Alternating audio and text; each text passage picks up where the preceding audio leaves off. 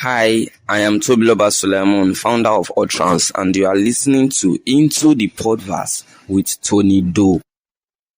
Nigeria is creating some of the most exciting podcasts in the world. But how do you find them all? The Nigerian Podcast Index is a public, independent directory that makes every Nigerian podcast discoverable and preservable. Just a reliable record of the country's thriving audio ecosystem. Submit your podcast, explore others, and help grow Africa's creative audio landscape.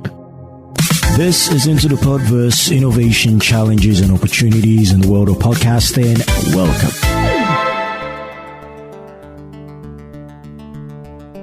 What inspired you to build an AI transcription tool specifically for African languages? What problems were you seeing with existing tools like, say, Alta or the scripts that made you say, I need to build this? So honestly, it started from my own frustration.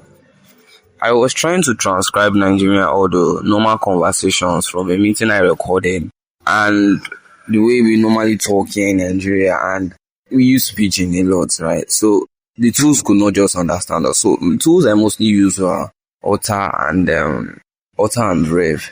So I tried using those tools to transcribe a specific audio earlier this year, and it was just skipping those parts. So if we say Pidgin, it would transform it into the closest English it sounds like. And when we say Yoruba and the recording catches that, it will just skip it and say only the English or the English that the Yoruba actually sounds like. So it was not getting it, right? And those were the tools I was familiar with at the time.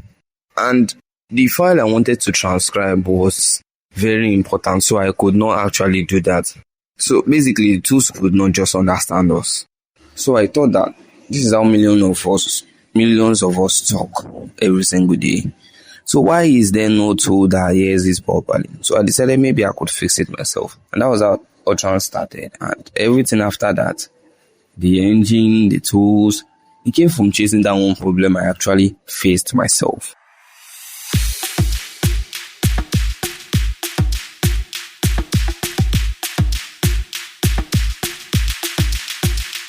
Most transcription tools fail with Nigerian accents, Pidgin, and code switching. Can you walk us through what makes African languages uniquely challenging for AI and how Autrans solves this?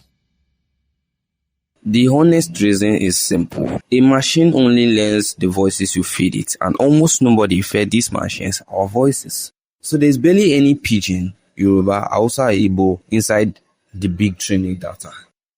Pidgin especially is almost not there at all. On top of that, most tools guess one language for the whole sentence and force every train through it. So the second you switch language mid-sentence, the way we naturally do, it breaks. So now what we do differently is we built that from the start and bolted on after. So it follows the switching instead of fighting it. So we gave our engine proper spelling guidance on each language, and we clean up the raw audio first, the quiet how it moves, the phone recording before it even tries to transcribe. So honestly, I won't lie that Autrans is perfect, but it was built to listen for Pidgin and not just flinch at it or throw it away or just transform it into the next thing they get.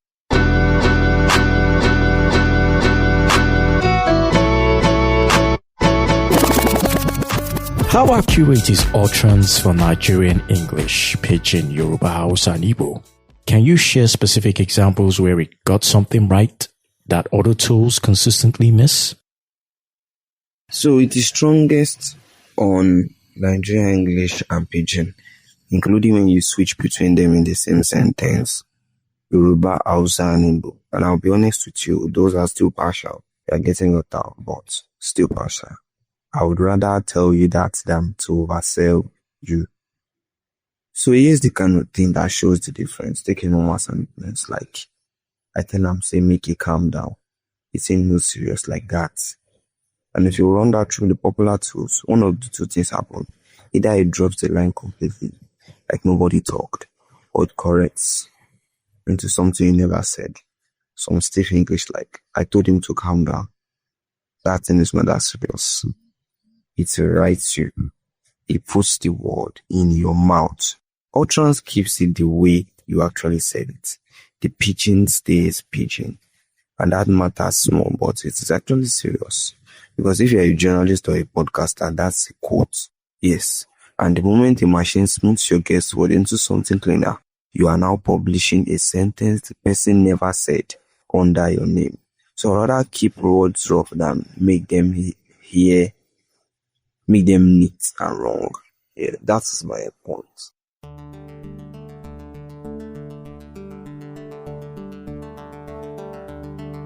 Your platform offers AI chat, summaries, and transcripts. For a podcaster like me editing up to 3 shows, which features save the most and how did it fit into a real workflow? The transcript is honestly the starting point. The part that actually saves you time is what happens after.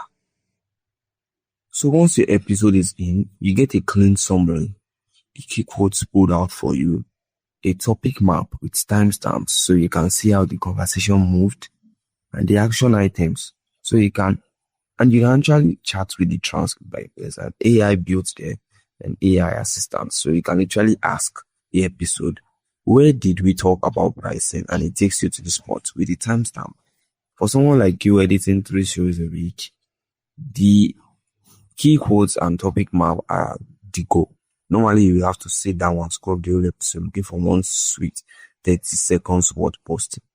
This just hands it to you. And that's something I mentioned. That basically becomes your episode description before you even finish your coffee. So it's less years of transcript and good luck, and more years of episode already broken down for you and sorted out well.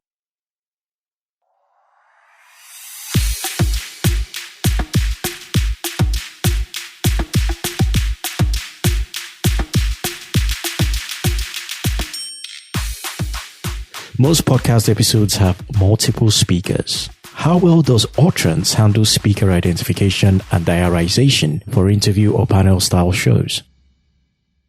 For a normal interview or a panel where people actually take turns, it separates the speakers and labels them for you.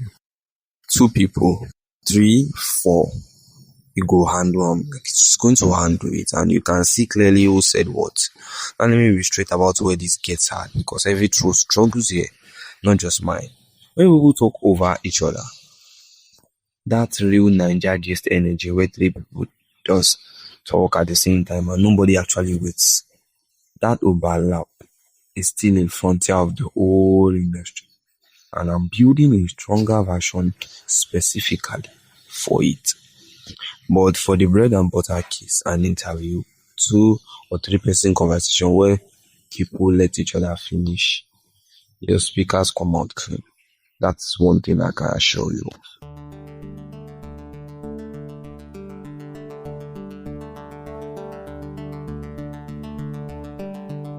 Podcasters today need to create short-form content for TikTok, Instagram, and YouTube. What export formats does Autrans support, and how can creators turn transcripts into clips or captions quickly? So for turning one episode into content, Autrans gives you 3 things: the transcripts, the captions, and the moments. So you can export them as plain text, Word, PDF, then SRT and VTT, which are your caption files for TikTok and Instagram and so the flow looks like this. You use the key quotes and topic mark to find your clip-worthy moments fast. You grab that timestamp, you take your caption file and put it in the editor. But let me be clear so I don't oversell it. It doesn't cut the video clip for you yet. It finds the moment that hands you the caption. The actual clipping, you still have to do it yourself for now. But burning captions straight into the video is one thing to available. I would say indefinitely, but I'll rather tell you exactly what the line is. Diary, have you download it expecting magic and all. If you understand what I'm saying.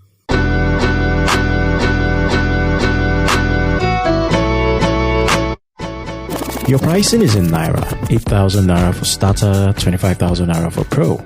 per month. How did you arrive at these price points? And are these sustainable for African creators while still supporting the business? I priced it in Naira on purpose, and I feel strongly about this one.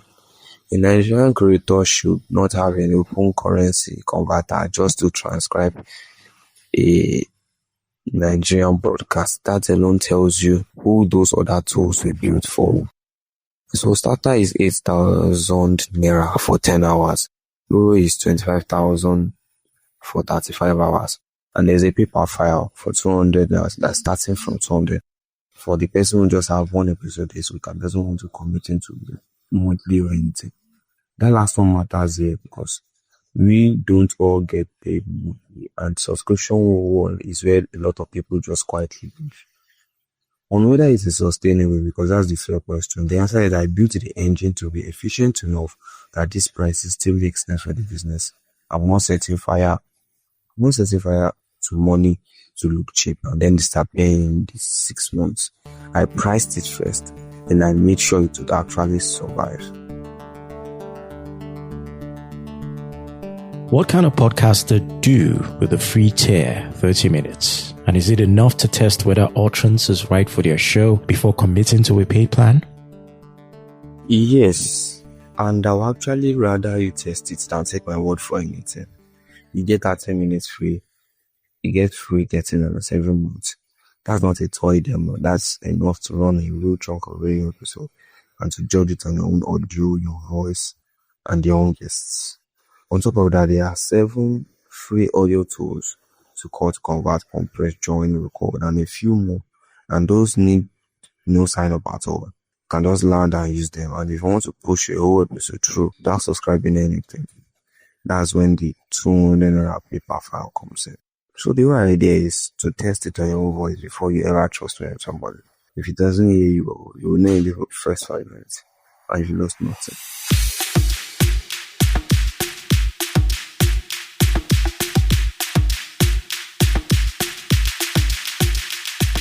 Many creators worry about giving unreleased audio to AI tools. So how is audio stored, encrypted, and protected? Do you use our audio to train your models without permission? This one is simple for me. Your audio is yours. It's encrypted. It is stored safely and you can take it whenever you like. And the big one, we do not use your audio to train our models. Your unreleased episode is not quietly going into some volume set. And we do not keep voice prints. The way it tells your speaker apart happens just for one file, and then it's gone. And then building a permanent voice for it of you or your guest and loading it forever. So you've probably seen the news lately, and the lawsuit about tools that record a whole without consent and store their voice prints. We built on the opposite side, and of that on purpose from the start. And if we ever offer anything that goes than this, it will be an opt-in. If you say this first with your own mouth, or you think it doesn't happen. Creator handling over audio that hasn't heard yet. I think that is peace of mind. That is peace of mind is not nice to have. It is a baseline.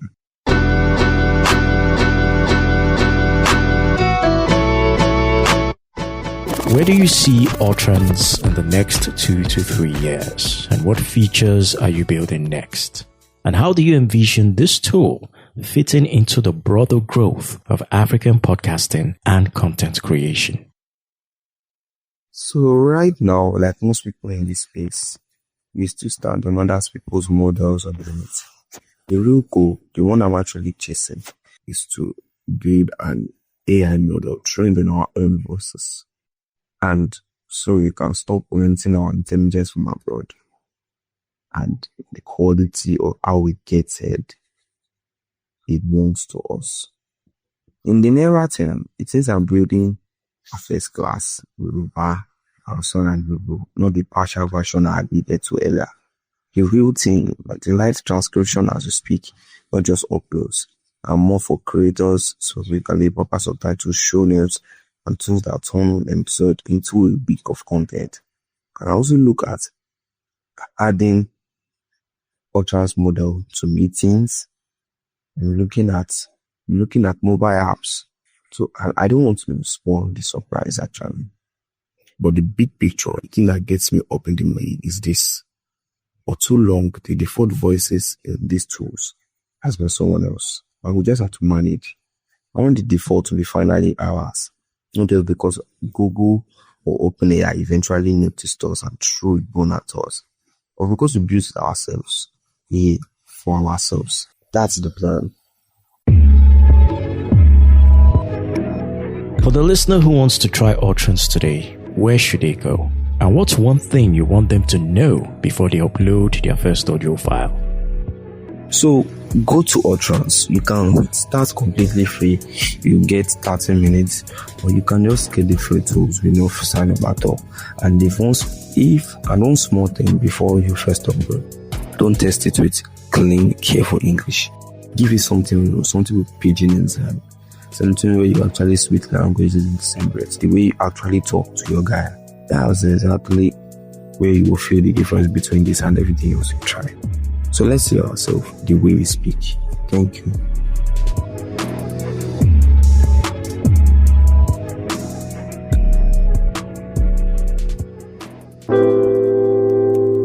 If you're dealing with unreliable podcast hosting or thinking about launching your own show, let me save you some headaches.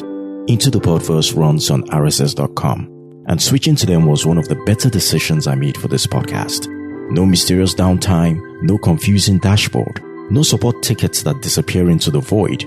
I've set up an affiliate link in the show notes. Yes, I get a commission if you use it, but I'm telling you about them because they actually work.